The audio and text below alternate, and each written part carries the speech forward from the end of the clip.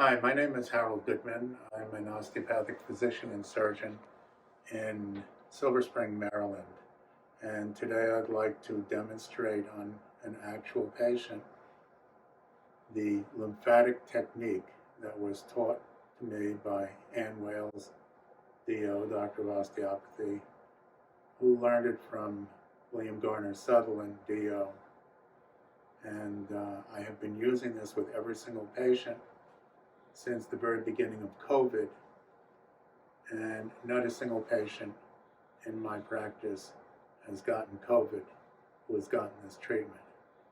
This treatment is to be done by physicians, licensed physicians, and also can be taught to medical students in American schools of osteopathy, awarding the DO degree, the Doctor of Osteopathy degree, as well as the MD degree. I take no responsibility for anyone else using this. What we're going to do is we're going to do this on a patient. I actually have done this a little bit on this patient, and we noticed a result. And I have another physician with me, a family medicine doctor, Dr. Kumar. Dr. Kumar, why don't you can wear your little tag. Oh, that's right.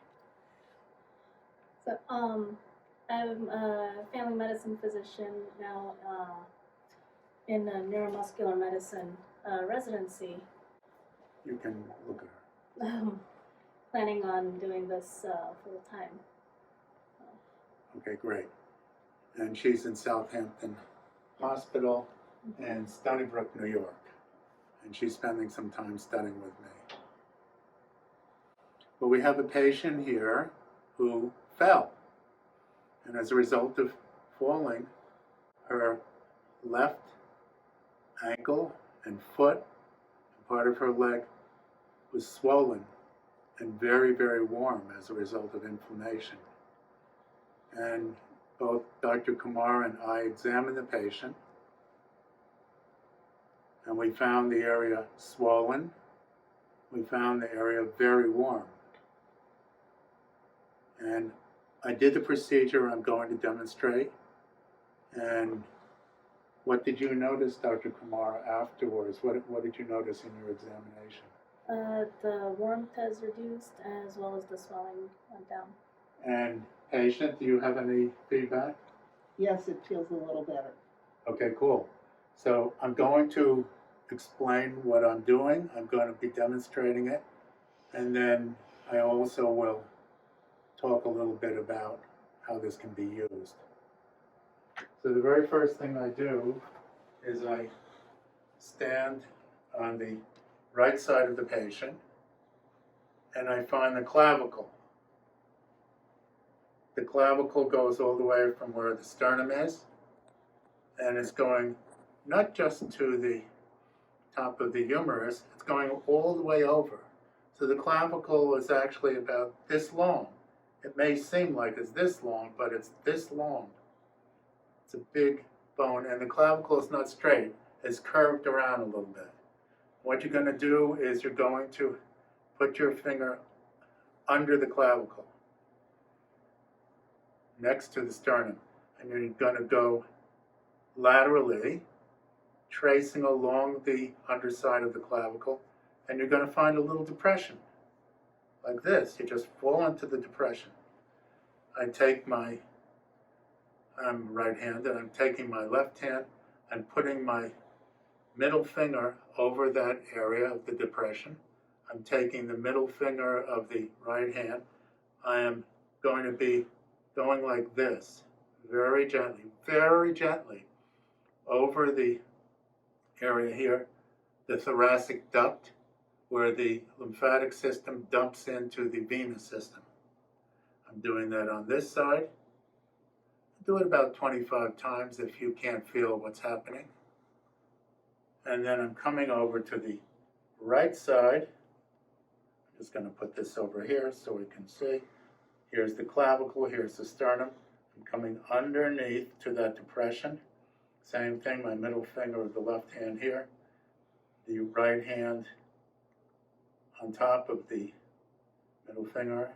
Our teacher called it a plastic contact.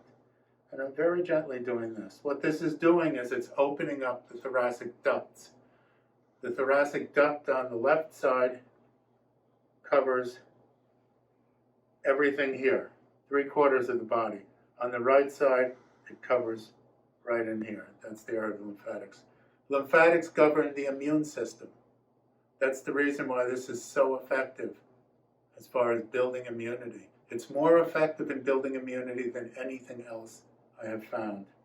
The next thing I do is I come down the sternum till I feel the xiphoid process. I come just approximately 3/4 of an inch or so below the xiphoid process, and I do the same thing. This is going directly to the cisterna chyli. The cisterna chyli is on the anterior side of the spinal column. The cisterna chyli, in this case, is acting as a pump for these two areas that I opened up.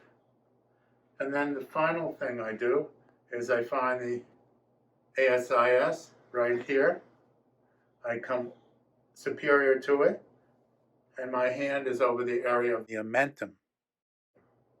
And I very gently stroke the omentum like this toward the cisterna chyli. Now, when I do this, I can feel the entire body. I've been doing this for almost 30 years, so after you do it a while, you begin to feel things. We're working with a fluid system. The lymphatic system is the third circulation. So what I want to emphasize is when you're doing this, keep the whole body in mind, not just where your hands are. And in this case, I was waiting for different areas to start opening up. We got borborygmus immediately. Dr. Kumar and I heard that within maybe, 15, 20 seconds after I started working over here. We got all this borborygmus indicating that her gut is kicking in, everything is beginning to drain, and the autonomic nervous system is in play. And what I did this until I could feel this area here, which is the area at the very end where she has the swelling, until I could feel this opening. And it started opening, and then it opened down to the knee, and I just kept on doing that. And little by little, I felt it starting opening down here until it got into this distal area. And then the entire area became normalized. So again, this is only for people who graduated from a DO, Doctor of Osteopathy, or an MD school in the United States, or students in those schools. I take no responsibility whatsoever for anyone else who uses this watching the video. Well, now I'm going to illustrate on the skeleton here the various landmarks. So the very first thing you're going to do is you're going to, here's the clavicle, and there's the acromioclavicular joint here, and the humerus is right under that. And you're going to go right over to here, and you're going to go underneath the clavicle and tap here. You're going to do the exact same thing on the right side, acromioclavicular joint, and the humerus here, going to go all the way over on the clavicle underneath, and right around here you're going to tap, and you'll feel the depression. Next thing you're going to do, once you've done that about 25 times, or until you feel the movement of the lymph, going to come down the sternum to the xiphoid process, and maybe 3/4 of an inch or so below the xiphoid process, you'll tap here, and that's going to go right deep inside here to the cisterna chyli, which is the pump for all of this. And finally, we're going to work on the omentum. The omentum will be reached by coming to the anterior superior iliac spine, and coming right off to the omentum, and we're going to gently go like this on the omentum towards the cisterna chyli. And so those are all the landmarks you'll need to know. After having done the lymphatic procedure that I demonstrated previously. My right hand is under her sacrum and her low back, and my left hand is under her knee and the fossa behind the knee. And what I'm doing is I am working with the fluids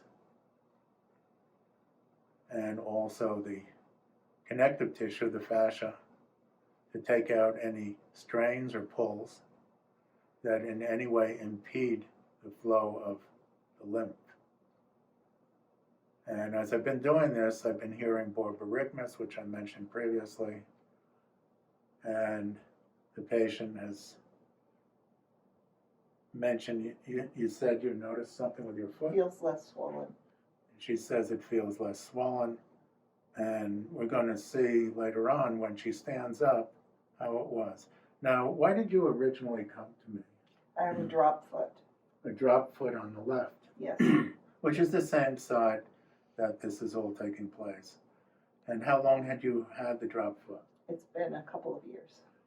And what did you notice as a result of coming for treatment here? Well, if especially the first time, I felt my leg get a line right under my hip, which it hadn't been for a long time. So the sensations changed, and the alignment felt very important to me. How did that affect your movement, your ambulation? It made it more secure. Okay.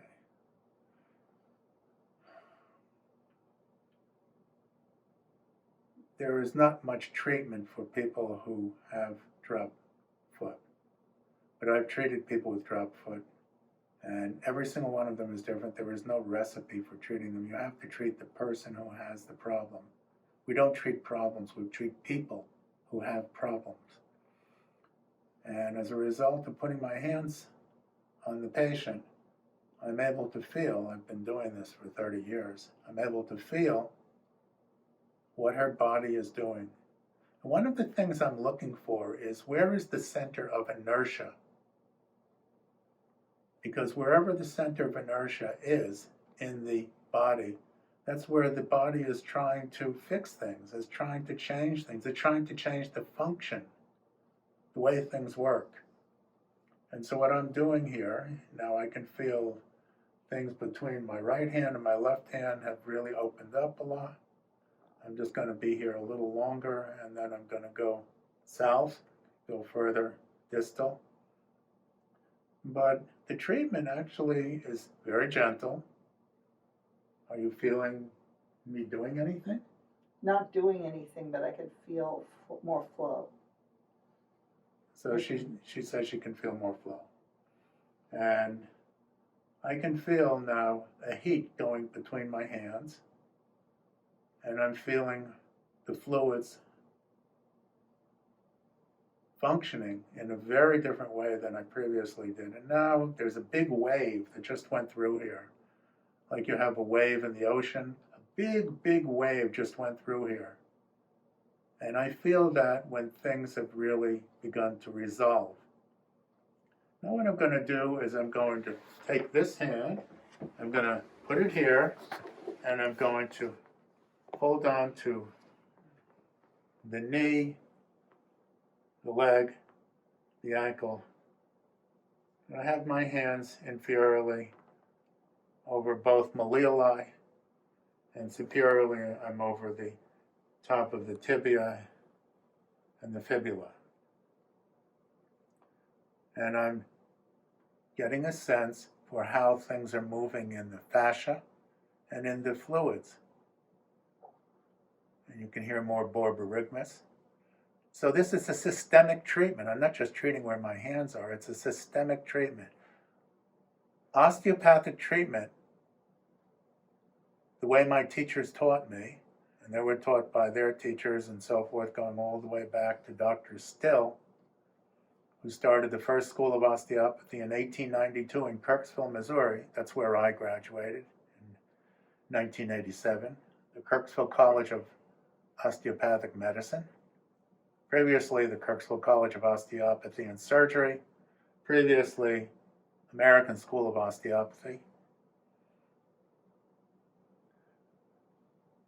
we're interested in function, how things work in the body. And so we use anatomy, which is the structure, to affect the physiology, which is the function. And that's how I help thousands and thousands of patients in the many years that I've been doing this. And I must say, every single patient is totally different every single visit, which is quite remarkable. That's why it never gets boring for me. I love coming to work. For 30 years, I've come to work every day, look forward to coming to work, because I never know what is going to happen. Now, all of a sudden, this is all I can feel under my hands. Not only here is everything changing, but I'm feeling everything proximal in the pelvis, in the torso, rest of the torso, the cranium, extremities, the upper extremities. Everything is changing. I can feel there's something going on in the right upper extremity, and I'm curious to find now that's beginning to shift as things shift here.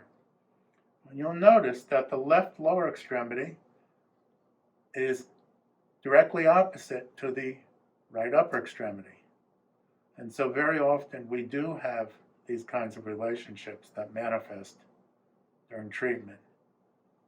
And now everything here is really copacetic, to use a word that I very rarely get to use. Now I'm going to put my hand on the calcaneus, on the ankle, put my other hand here. I'm just going to rest it here. And basically what I'm doing is I am waiting. Now she's responding. I'm waiting for her body to let me know what it wants to do and how it wants to do it. This is being done by the primary respiratory mechanism, or the mechanism for short. And this was something that Dr. William Garner Sutherland, DO, Doctor of Osteopathy, identified many years ago, and it is now part of the standard osteopathic curriculum. And I'm beginning to sense some of the strains, the pulls in the connective tissue down here, and also how this is all being worked out by the mechanism, the primary respiratory mechanism. There it goes. We get a nice big wave, and the wave is connecting to the rest of the system. That's just the beginning. There's going to be a lot more, I know.